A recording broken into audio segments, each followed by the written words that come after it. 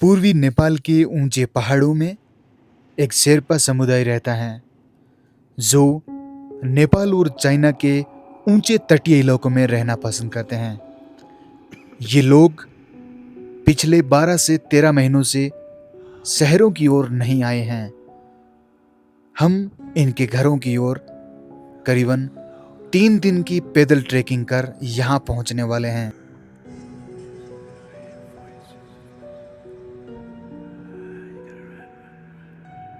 ये एक ऐसा समुदाय है जो अपने अनोखे पारंपरिक जनजीवन, इनके रहन सहन और इनके खान पान और इनकी करीबन 100 गाय और करीबन 1000 भेड़ें, ये अक्सर पहाड़ों के ऊंचे इलाकों में रहना पसंद करते हैं। इसलिए हम अपने दोस्तों के साथ निकल चुके हैं इनके कबीलों को देखने के लिए।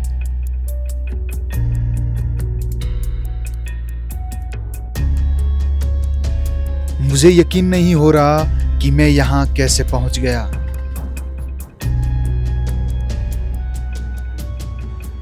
ये वो इलाका है जहाँ पहली बार कैमरा और फोटोग्राफर यानी कि यूट्यूबर यहाँ पहुंचेगा।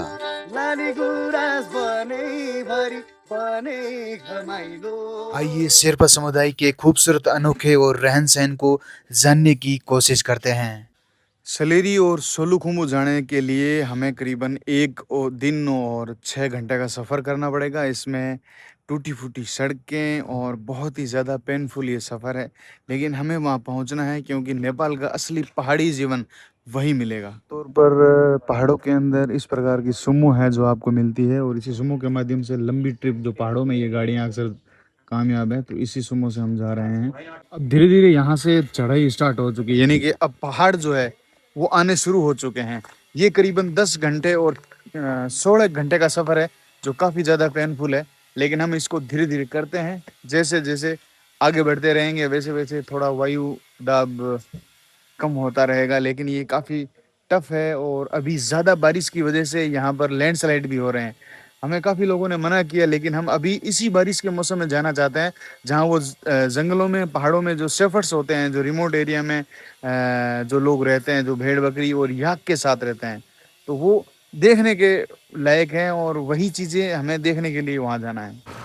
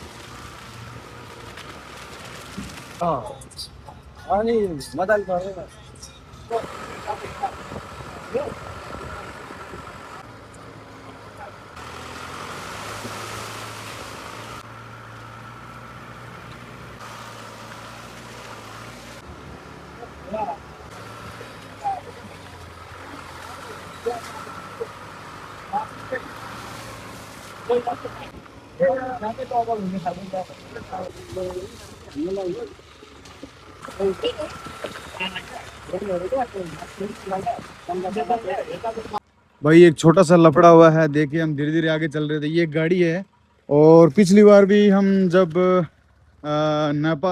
नागालैंड थे तो यही समस्या थी। अभी एक गाड़ी जो है ये फंस चुकी है और इसमें करीबन 1 घंटा हो चुका है, और इसको पहले निकालेंगे और उसके बाद में जो है हमारी ये गाड़ी निकलेगी। तो पहाड़ों में लैंडस्लाइड और इस तरह की जो घटनाएं हैं वो होती रहती है, तो देखते हैं क्या होता है।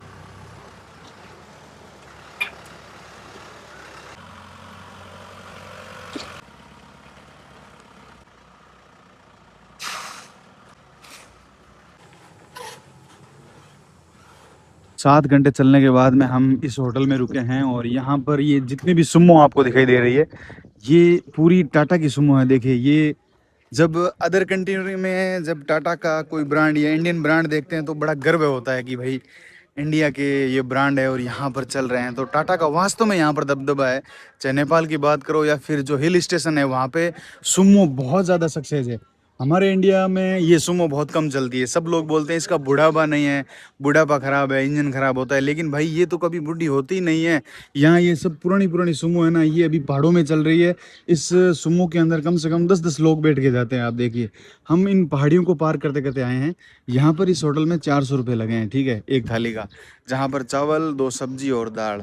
इसमें आपको 400 रुपये नेपाली रुपये देने पड़ेंगे, लगभग 280 रुपये लगभग इंडिया के होते हैं। यहाँ से अभी हमें करीबन कितने घंटे का, 9 घंटे का और सफ़र करना है। और ये सिंगल रास्ता अब आ चुका है और टूटा फूटा भी है और लैंडस्लाइड है। और मौसम तो आजकल, अभी आज का जो मौसम है वो काफ़ी हद तक ठीक है। तो आज तो किस्मत साथ दे रहा है। तो दोस्तों, अब हम एक छोटे से गांव में पहुंचे हैं। यहाँ पर गाड़ी की हो रही है चेकिंग, ये देख सकते हैं। और यहाँ से चेकिंग होने के बाद करीबन अभी भी 6 घंटे का रास्ता है जो बाकी है। ये एक बहुत ही खूबसूरत हिल के स्टेशन पर बसा हुआ एक बहुत ही ज़्यादा खूबसूरत और पहाड़ों और बादलों से ढका हुआ ये गांव मुझे दिखाई दिया है, जहाँ पर बहुत ही पुराने पुराने घर और सिंगल रोड और कुछ पुरानी पुरानी दुकानें दे रही है। और हमारा रास्ता है ये। मुझे अब काफ़ी उत्साहित हूँ मैं उस गांव को देखने के लिए जहाँ हम जा रहे हैं। उस गांव का नाम है सलेरी बाज़ार और सोलुखुम्बु। ये इसके पीछे लिखा हुआ है, आप देख सकते हैं। यहाँ पर एक दूसरी सुमो जो है वो चेंज किया है। ये करीबन 4 घंटे का हमारा सफ़र है। एक बहुत ही खूबसूरत गांव में आए हैं। ये बहुत ही शांत है और पूरा फोग से फोग फोग, और हम बिल्कुल बादलों से घिर चुके हैं। आप देखिए, यहाँ से 4 घंटे का रास्ता है। ये सुमो देखिए, ये इंडिया की सुमो है, टाटा सुमो, जिसको देखकर मुझे गर्व हो रहा है। और इस साइड में देखिए, हम धीरे धीरे बढ़ रहे हैं आगे। अभी काफ़ी ठंड है, वो बढ़ चुकी है। हम गर्म कपड़े भी नहीं लेके आए और मेरे कान हैं वो भी सुनने होने लग रहे हैं। लेकिन देखते हैं आगे, लेट्स सी क्या होता है आगे, या फिर कोई ऊनी कपड़े वगैरह देखेंगे।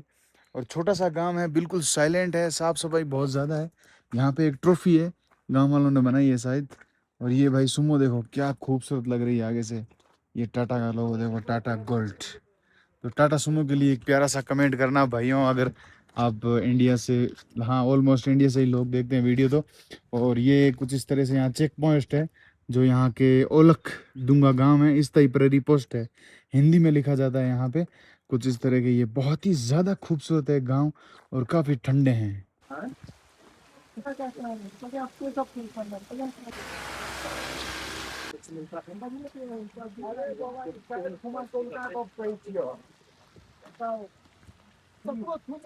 यहाँ आने के बाद में सोलुखुम्बु में मुझे पता चला कि यहाँ से करीबन आपको 17 किलोमीटर पैदल ट्रैकिंग करके और याक वालों के पास जाना पड़ेगा, जो जंगलों के ऊपर, पहाड़ों के ऊपर याक और शेरपा जनजाति के लोग रहते हैं, जो अपनी भेड़ बकरियों के साथ 6-6 महीने नीचे नहीं उतरते। तो आज पूरे दिन यहाँ रुके। अब हम कल सुबह यहाँ से निकलेंगे, लेकिन हमें जाना है तो जाना ही है। और सड़क और रास्ता इतना ख़राब है क्योंकि बारिश हो रही है, तो जो याक चलती है तो उनके पैरों से क्या है, वहाँ कीचड़ हो रखा है, तो फिर वो भी प्रॉब्लम है। लेकिन हमने ऑलरेडी जो है प्रिपरेशन कर ली है। इसमें हमने जो जूते थे वैसे भी हमने धरान से ले लिए थे। और आज अभी हम यहाँ से कुछ क्या बोलते हैं वो, जो रेन कोट वगैरह और कुछ चीज़ें खाने पीने की वो ले ली अब। और सुबह अब ना यहाँ से निकलेंगे 4 बजे। तो फिर देखते हैं, वीडियो में जुड़े रहें आप सब। फिलहाल हम यहाँ से निकल चुके हैं और टैक्सी वाले ने 3,000 रुपये हमसे लिए और उन्होंने 6 किलोमीटर थोड़ा नज़दीक पहाड़ के पीछे छोड़ा है। यहाँ ये रास्ता नया बनाया गया है, इसलिए टैक्सी यहाँ नहीं चढ़ रही थी। तो अब यहाँ से हमें 15 किलोमीटर पैदल चलना है। और सामने वाली जो पहाड़ी है जो बादलों से ढकी हुई है, वहीं उसके पीछे जाएंगे जो चरावाए रहते हैं। तो फिर जिधे जिधे ना वो थोड़ा सा मेरा ये भी हो गया कि अभी एक पीछे नाला था, उसमें मेरा पैर अंदर चला गया, तो एक मेरा ये जूता है वो भीग चुका है। लेकिन कोई बात नहीं, धीरे धीरे चलते हैं, वीडियो में लगातार बने रहें। आज पहुंच गए हैं सोलुखुम्बु के थापड़े गांव। और यहाँ पे मिल रहा है ये लोकल फूड। ये लोकल फूड है। इसको हम नेपाली में इसको बहुत तीखा होता है। इसको क्या बोलते हैं इसको मैं भूल गया। टिमुर टिमुर टिम्बुर टिम्बुर बोलते हैं, टिम्बुर बोलते हैं। पर इसको खाने से आदमी के ज्यादा तीखा होता है। इसको ज्यादा सेवन करने से आदमी को मौत भी हो जाता है ना, सीधे मौत जाता है। इसको खास करके बहुत ठंड में यूज कर जाता है। ठंड में इसने थोड़ा सा बॉडी में थोड़ा सा तापक्रम बढ़ा देता है। और ज्यादा यूज करने से इससे मौत मौत भी हो जाती आइटम है है। ये फर्क है। जिसको ये रहा, तो इसको जैसे ही मुंह में लेंगे आप, आपकी मौत हो जाएगी, आपकी सांसें अटक जाएगी। तो ऐसे ऐसे में हम भाई नेपाली भाई है जो ट्रेकर है हमारे साथ, इन्होंने हमें बताया कि जंगल के अंदर ऐसी कोई आइटम हो तो उसको छूना भी मत। ओ भाई क्या क्वालिटी है। अभी करीबन मैं हम पहुंचे हैं करीबन 4 किलोमीटर, और ये जो पीछे पहाड़ दिखाई दे रहा है उस पहाड़ के ऊपर हम जाएंगे। यहाँ पे एक पुराना घर है जो पहाड़ी घर है, हिंदू नेपाली घर है। ये ब्रदर, ये राई समुदाय है या लिंबू है?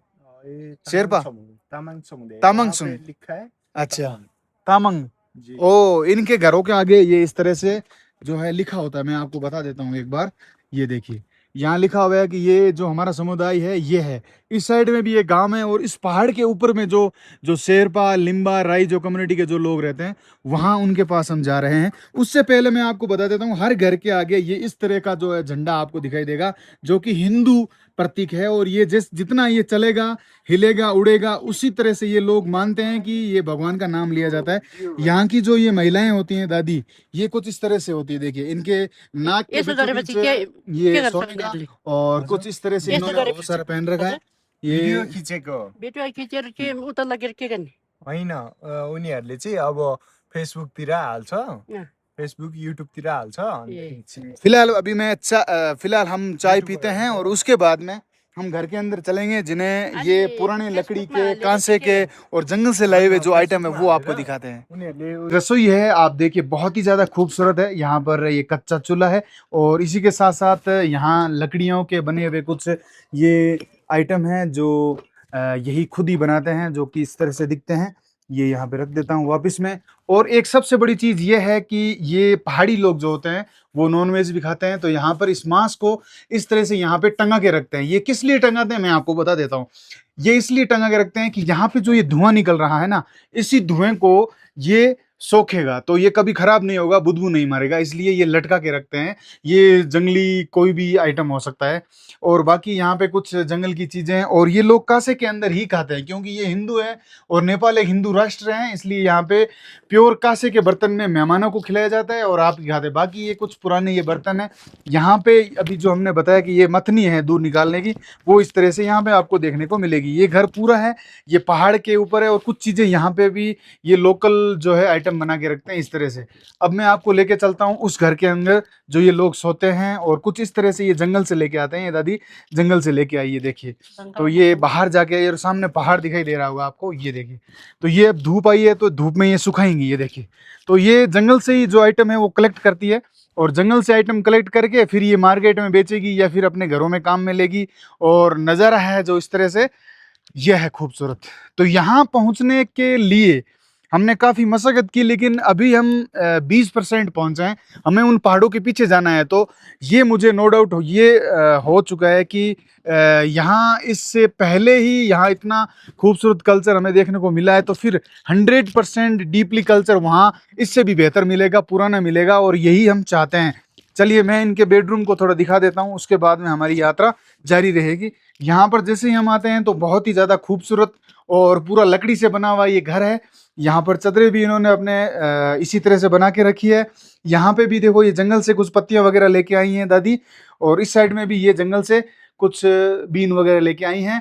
और यहाँ एक पुराना बर्तन है जो करीबन बहुत लंबा और चौड़ा है। इसके अंदर हो सकता है ये लोग घी रखते होंगे। हाँ, ये इसके अंदर घी रखते हैं, क्योंकि अभी घी निकाल रही थी। तो ये मार्केट में भी घी बेचते हैं, क्योंकि इनका ऑर्गेनिक और शुद्ध होता है घी। तो कुछ इस तरह से यहाँ पे हमें पुरानी पुरानी चीजें देखने को मिली है, ये देखिए। तो वास्तव में पहाड़ी जीवन को देखने के लिए हमें भी मजा आ रहा है, लेकिन आपको भी साथ साथ में मजा आ रहा होगा। यहाँ पे इनकी पुरानी फैमिली की फोटो भी है। तो फिर आगे चलते हैं फटाफट। इस वीडियो को आपने यहाँ तक देखा है तो आपसे निवेदन है कि इस वीडियो को जरूर से लाइक करिएगा।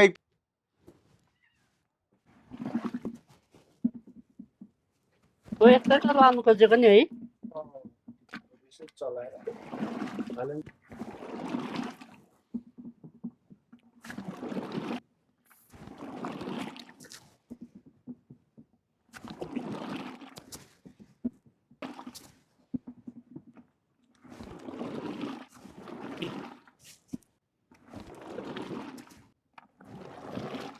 ये तो तुम ले गए थे।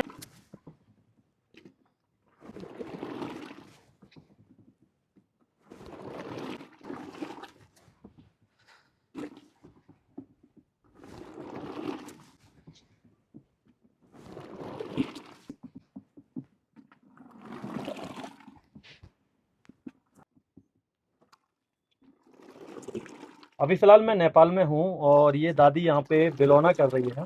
मतलब यहाँ पे छाछ को चला रही हैं, जिसमें से ये जो छाछ है, ये जो आप देख रहे हैं, ये याक का दही है। तो हमने दादी को रिक्वेस्ट किया है कि दादी हमें ये पीना है, भाई हम छाछ को पिएंगे, हमने बोला है। तो दादी एग्री हो गई हैं, कह रही हैं ठीक है हम आपको देते हैं। अभी इन्होंने इससे घी नहीं निकाला है, मक्खन नहीं निकाला है, उसको निकालने में अभी समय लगेगा और हमको अभी आगे जाना है। तो हमने बोला दादी हमको एक गिलास ये पीना है, तो दादी ने बोला ठीक है। ये देखो भाई, अभी पूरा ये गाढ़ा गाढ़ा है, देखो इसमें से घी नहीं निकाला है दादी ने, भाई बिल्कुल प्योर है, बिना घी निकाला हुआ। बिल्कुल पानी छैन, पानी भी नहीं है, पुरा दुध, पूरा प्योर। प्योर दूध गायको। हाँ, प्योर दूध गाय को, दादी बोल रही है प्योर है बिल्कुल, इसमें कोई भी मिलावट नहीं है, पानी भी। भाई लोगों, हमने गाय के दूध का, पहाड़ी गाय के दूध का ये बिलोना है और इसी बिलोने का हमने ये छाछ पिया है, दादी से बनाया है। और यहाँ से हम आगे चलते हैं उस पहाड़ की ओर, तो वहां पे भी कुछ और चीजें देखने को मिलेगी। यानी कि मुझे इस चीज का मुझे मालूम पड़ गया है कि हम करीबन एक पहाड़ पार करके आए हैं और उस एक ही पहाड़ में हमें ये चीजें देखने को मिलेगी। तो नो डाउट दोस्तों, उस पहाड़ के पीछे बेहतरीन कल्चर मिलेगा जो हमें डीपली कल्चर चाहिए। हम दुनिया के सभी यूट्यूबरों से, दुनिया के सभी ट्रेवलिंग भाइयों से ये चाहते हैं कि, और हमारे जो व्यूवर्स है उनसे भी ये हम चाहते हैं कि हम आपको ऐसी चीजें दिखाएं जो आपने यूट्यूब के इतिहास में कहीं नहीं देखी होगी। तो फिलहाल ये भाई अंदर रख रहे हैं, ये हमारे गाइड साहब हैं जो कि हमारी बहुत ज़्यादा हेल्प कर रहे हैं। यहाँ पर इनके घर के अंदर की अगर बात करूँ तो यहाँ पर कुछ इस तरह का ये इनका खूबसूरत घर है। ये जो नेपाली हिंदू परिवार का जो घर होता है, यहाँ पे इनके भगवान जो, जैसे हनुमान जी है, भगवान है, वो सारे यही same to same as it is होते हैं। लेकिन घर के आगे, मंदिर के आगे कुछ इस तरह से दिए भी जला के रखते हैं ये लोग, और एक गाय की पूंछ लगा के रखते हैं, और रुद्राक्ष भी। साथ ही साथ यहाँ पे पुराना घर है, इसलिए ये दादी जी हैं, इनका यही घर है।